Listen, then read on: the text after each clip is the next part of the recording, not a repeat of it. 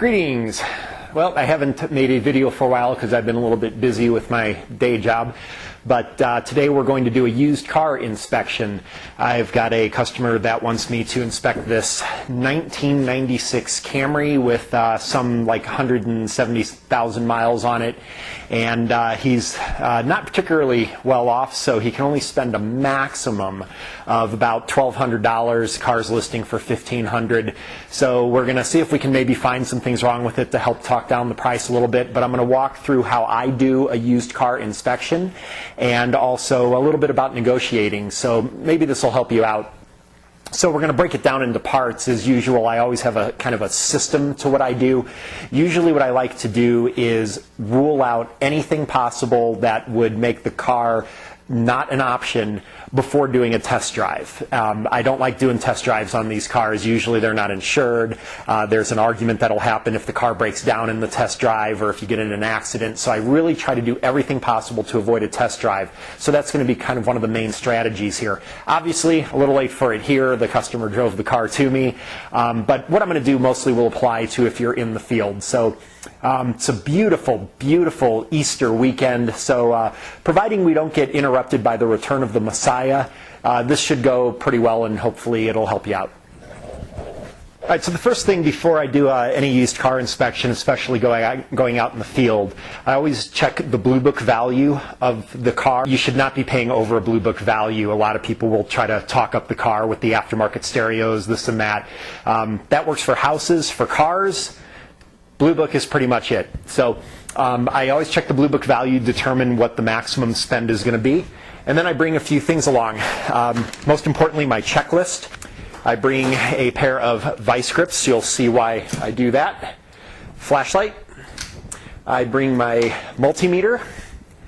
I bring a little tool set. Mostly in here is going to be some sockets and things, screwdrivers, and most importantly some things to remove spark plugs if I need to. Obviously not all owners of the vehicle are going to let you dig too much into the car, but you'd be surprised. Usually the worse off the car is, the more they let you dig into it. I've got a magnet.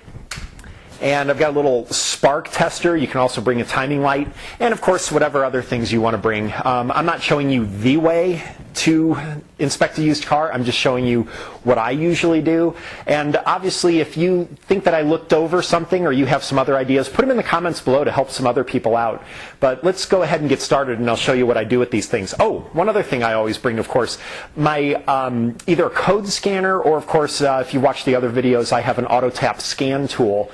If you have access to those, great. If you don't have a code scanner and the car has a check engine light, well, you know, you've got a little problem there, right? So strongly recommend at least bringing some type of code scanner, or at least a paper clip if it's an OBD1 model, so you can read check engine codes. Pretty common to get check engine lights on these older cars, especially a $1,000 car or so. So you want to be prepared for that so you know what you're in for.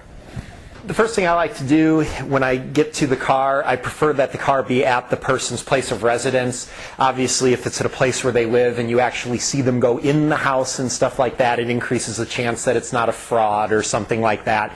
I tend not to like to buy them at like Target parking lots. But I always like to lift the hood up first, and you'll notice that the shocks on this hood are really weak, and since it has shocks, it doesn't have a prop bar, so that's why I bring vice grips, because if I'm by myself, I can just put the vice grip on the shock like that, and then it will hold up the hood for me and make life easier. The next thing I'm going to do is I'm going to put my hand on the engine, not on the exhaust, but on like the valve cover or something, and feel if the engine's hot. If the engine's hot and you're the first person to have visited the car, this is a red flag. What probably happened is they ran the car before you got there because it either has a hard cold start problem, or maybe it smokes when it's cold, but then when it warms up it runs a lot better. So I'm a little suspicious if it's at the person's house and I'm the first person that visited it and the engine's hot. In this case, the engine is quite warm because it was driven over to me, but it's something to kind of keep in mind, and maybe ask, why is the engine warm if it's 8 in the morning, that kind of thing.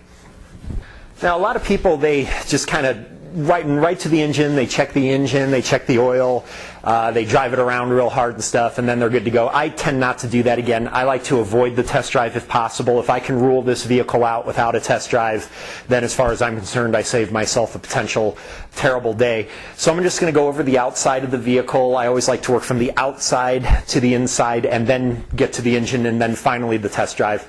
And what I'm looking for is if the body panels are lining up, I can see that there's a little pinch here, so it might have had a little fender bender. There's a dent here. Now, we're looking to spend under $1,500 for this car. I am not expecting the body to be good.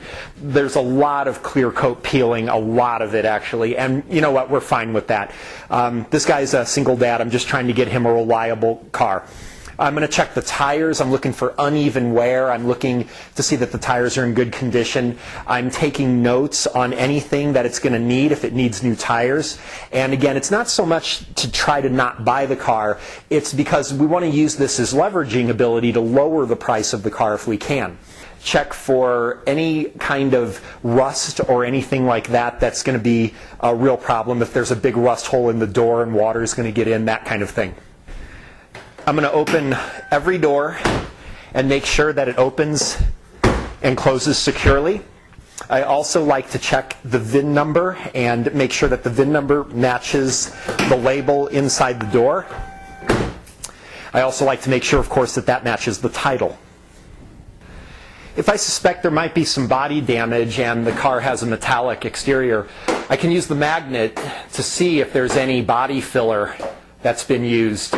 So that's why I bring the magnet. I'm not really worried about the body. Again, we're really looking more for reliability here. So the other thing I want to do is I want to look and check the CV joints. This is usually easier done if the wheels are turned all the way out. But I'm going to check. And there is a, let's see if we can show you. This, of course, why I brought the flashlight. You can't see it, but there is a tear in the CV boot here. The other CV boot also has a tear. So again, this doesn't mean maybe we're not going to buy the car, but it's going to need CV boot replacement. So we're looking at like maybe $100 to get the CV boots repaired. This needs to be subtracted from the cost of the car, possibly. It's a good idea to check the tire pressure. And that way, if you have any drivability problems or pulling to one side, it might be explained because of really low tire pressure on one tire. I'm going to look under the car for any evidence of leaks, any holes in the exhaust. I'll also, of course, listen for any holes in the exhaust if the engine were running at this time, which I don't have it running yet. Again, I always do that a little bit later. But I'm also looking for anything on the ground that indicates that there might have been a leak. If the car, of course, has been moved like this one, you can't really do it. But the other thing that I've done since I have the car here, I actually have power washed around the windshield and the doors to make sure no water gets in. But it doesn't look like there's any leaks, and I wasn't able to get any water into the car. So we'll continue the exterior inspection. I'm going to check all the glass, especially the windshield, make sure there's no cracks.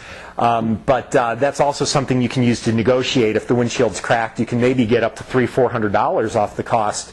Check the condition of the wipers and everything else on the exterior of the car. Right now, in looking at the body, the paint, the tires are in good condition. You can bring a penny and you can stick it into the tread. If you see all of Lincoln's head showing over the tread, then you definitely need some new tires, so it's a quick tire gauge check. But in looking at everything, the only thing I saw is the broken CV joints. The body's actually in pretty good condition, not so much the paint. So I'm going to check on the back of the car now and make sure that we open the trunk and make sure there's a spare tire in there. Make sure that the carpet's not wet, indicating some type of rust through or leak from the bottom of the car to the trunk. Or that water's getting in because of bad weather stripping. I do like to check and make sure the weather stripping is not torn, good condition. That would let water and noise in the car. So now I'm going to check the gas cap. Make sure it's on tight, that there is a gas cap there. Very commonly, these older cars, they don't have gas caps, and it can cause a check engine light on a OBD2 car, a 1996 or later car. So if your code scanner shows that you have some type of evap problem and the gas cap's missing, this could be a kind of a good thing for you. It's a real easy fix, and you might be able to negotiate down a little bit on the price because of the check engine light. So I always like to check that. All right, so far the exterior looks to be an acceptable shape for a car of this type of value. So what I want to do now is I want to bounce test the shocks by pushing it down firmly and making sure that the car only bounces once. The shocks on this car are pretty strong. I'm also going to test on the back. I'm just going to push down, make sure that it's not too easy to push the car down and that the car comes right back to position without bouncing up and down. And that seems to be just fine on this car. At this point, I'm going to go ahead and have the customer or maybe the owner go inside the car, and I'm going to look at all the lights, have them turn on everything exterior, headlights, the bright lights, make sure that the flashers work, make sure the horn works, make sure everything that would make it a safe driving vehicle as far as from the exterior, brake lights, things like that, and make sure that all of those exterior accessories work. I'm now going to turn my attention to the rear of the car. This car has a nice rear. And I want to look at the exhaust pipe while somebody starts the car. This is especially important if the car is cold, because if it has leaking valve guides, something like that, you're most likely going to see a puff of smoke when the car first starts up because of the oil leakage over time through those valves. Again, it might be a reason why the engine might have been warm when you first got to the car, is to avoid you noticing this. And also, while I'm back here, I'm going to want to listen if there's a hole in the muffler, hole in the exhaust, that kind of thing. So at this point, I'm pretty satisfied with the exterior of the car. Of course, I'm not going to indicate that too much to the seller, because otherwise he'll hold it as highest asking price.